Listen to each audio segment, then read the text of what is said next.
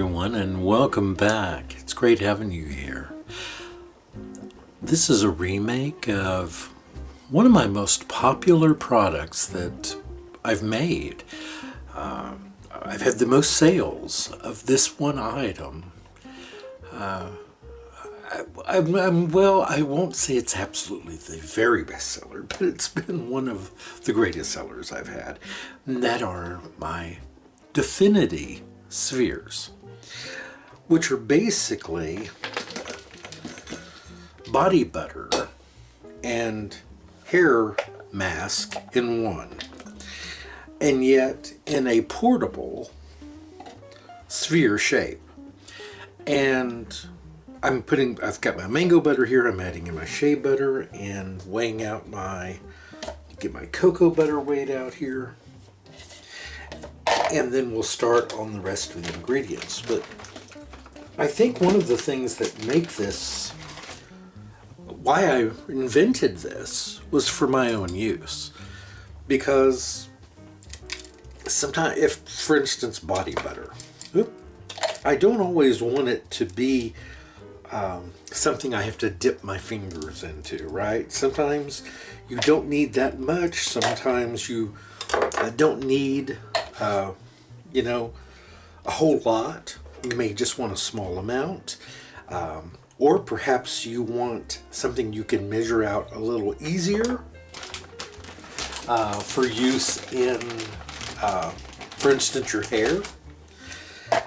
And I find that by putting it in a smaller kind of vehicle, such as these spheres, you don't have to worry about wasting product.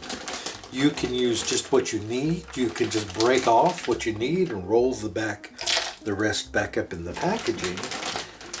And it's better for the environment. There are no plastic bottles or plastic jars you have to deal with. Well, I suppose the only waste is just the wax wrappers. Here's the cocoa butter. Those are the three main butters. Now, in the past, I've also added kokum butter, but through research and through reviews and questions that I've gone through with a lot of my customers, I've discovered that a lot of people don't care for the kokum butter in something they put in their hair, that it can make the hair feel heavier and a little greasier. I have very, very dry hair. My big mop on my head. And as such, that's not really a problem for me. But I need to realize that not everyone has the same type of hair that I do. So this can be used, the way that I'm making it here, on most normal to dry hair. Not good for oily hair, of course. If you have hair that's real oily or fine, this might be a little heavy and not be for you. So my African American customers love this. I've had several different comments and great suggestions over the years. This is rosehip oil.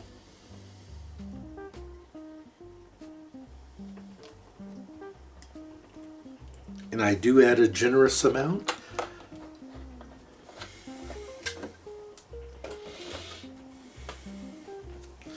Mungongo oil. A very light and yet easy to absorb oil.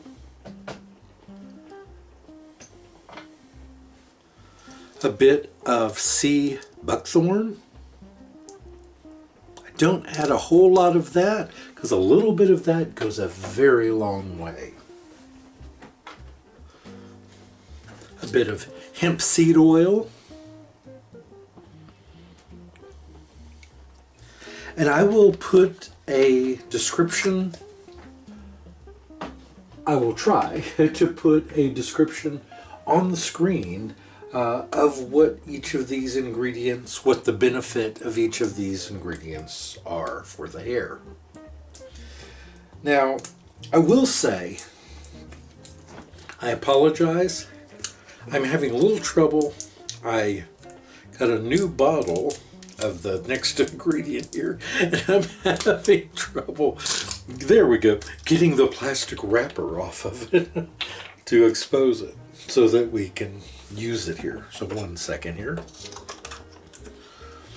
All right, and this is the black seed cumin oil. You may be thinking, well, how much are you measuring out here? I do some of this by eye and by weight, or by feel, I should say. It is not something that I've gone wrong on most of the time. This will be very much the same. Cucumber seed oil. And again, just a bit. I'm adding about a teaspoon of some, about a tablespoon of others. And as I stated, and is absolutely true, I do a lot of it by feel or by sense memory, just like a lot of cooks do. All right, now I'm adding marula oil, a lovely, lovely oil, both for the hair and the skin.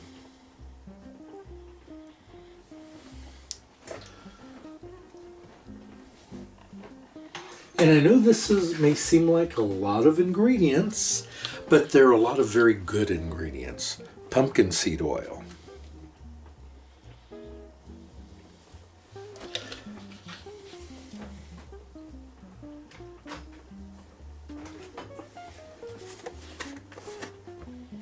And a touch of neem oil, just a little, about a half a teaspoon. We don't need very much. Matter of fact, hold on just a moment here. There we go.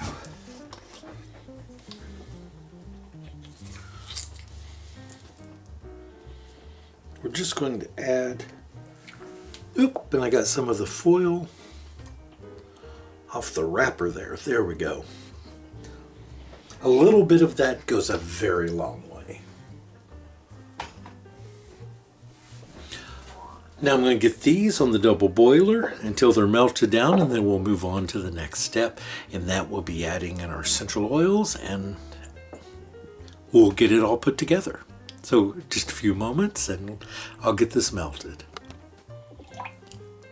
All right. So I've got these melted down now. Almost. There's still a few little flecks there. Let me get those melted before I add in my... This is tea tree, the lavender that I always add in just for their additional medicinal qualities, but also some of these oils have rather strong scents, as you may know. I don't use refined shea butter because I don't like the process that they use to refine it. And so shea butter has its own smell, the cocoa butter has its own smell, the mango has its own smell. Some of these other oils, the hemp oil, the pumpkin seed, they all have their own little bit. Oh, and you know what? I forgot to mention the argan oil. But anyway, all of these have their own wonderful fragrances. I don't mind the smell, but it's not for everyone. So by adding a little bit of medicinal tea tree to it and a little bit of lavender, very little, it helps just to make it a little nicer, I think. And apparently the customers agree. Okay, we've got a nice melt now. So I'm going to add in the essential oils.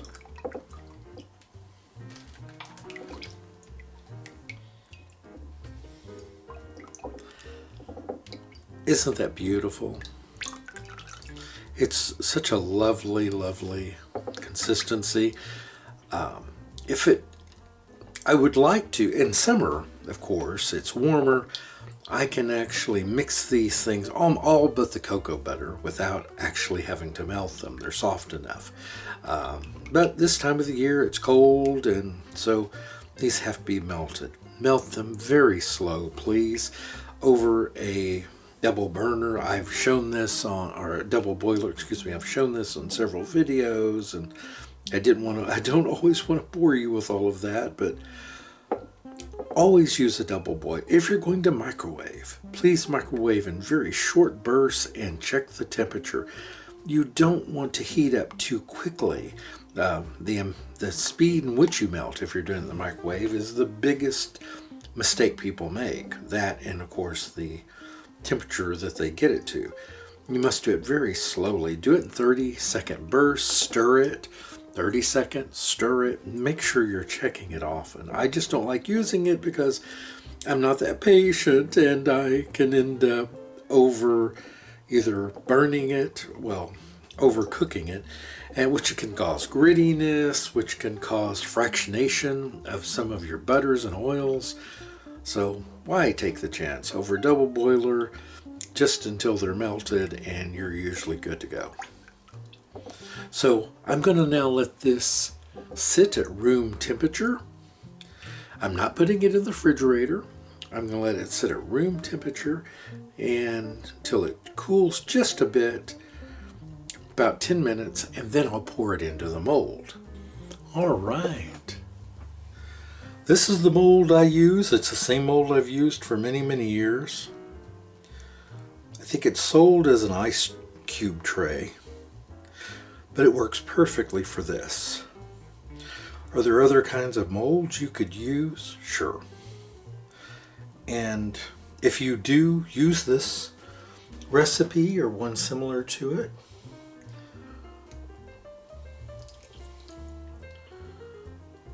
there we go. This is a little tricky always, because you want it to come up through the holes like that.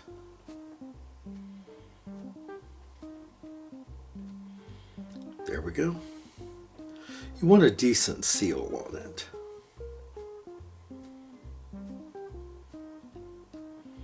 And that's it.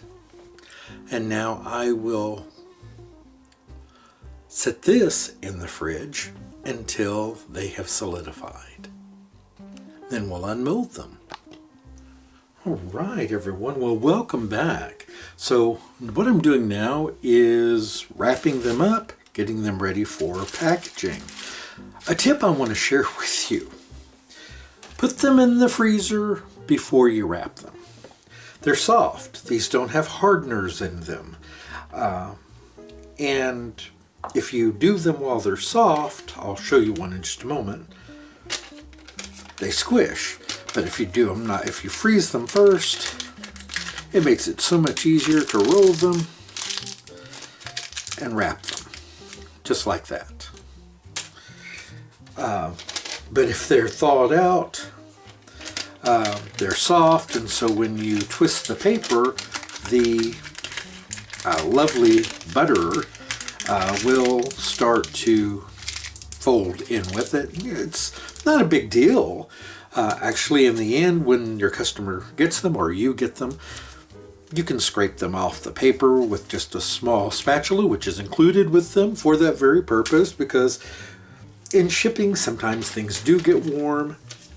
That's why I don't ship these outside of winter. I rarely will ship these beyond the very earliest of spring, because now I do, if I ship them internationally, or if I do ship them even a little as it starts to get warmer, I will generally add a little bit of wax to them just to give them substance so that they don't collapse.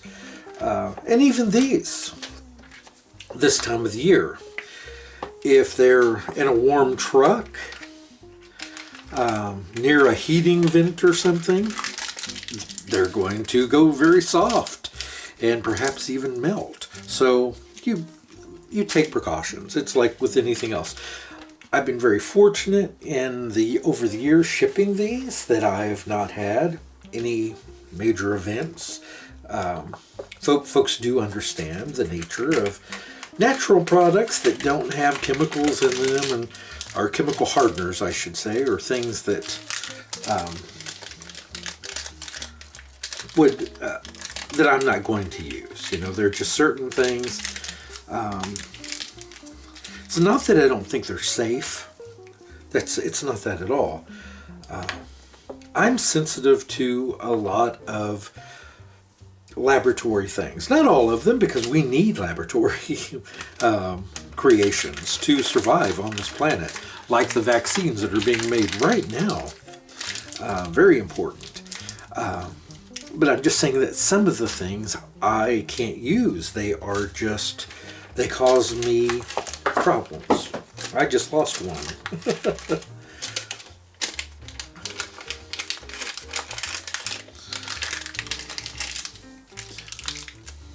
That's really all there is. Nothing to this.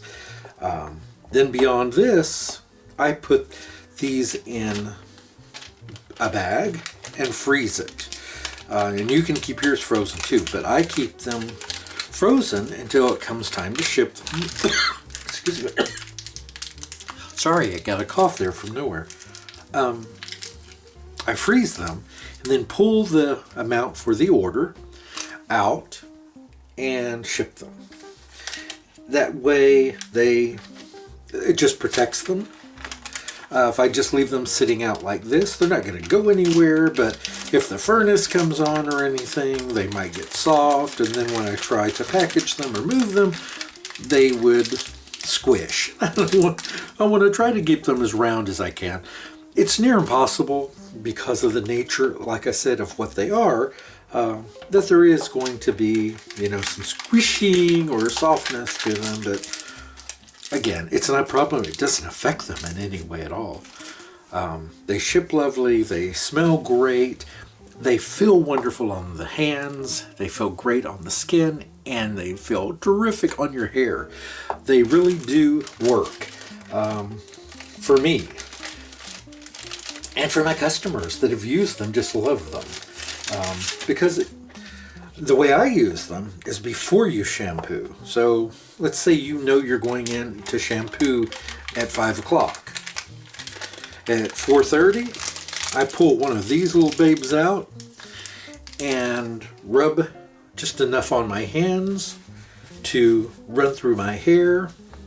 Put a warm, moist towel over your head for 10-15 minutes. Then wash your hair as normal. It does wonders for kind of calming down the frizz in my hair. And they really do work great. Now you may notice some of these have indentations in them. That's just from the hole in the top. They all ship the same. They're not going to all be perfect. They're handmade.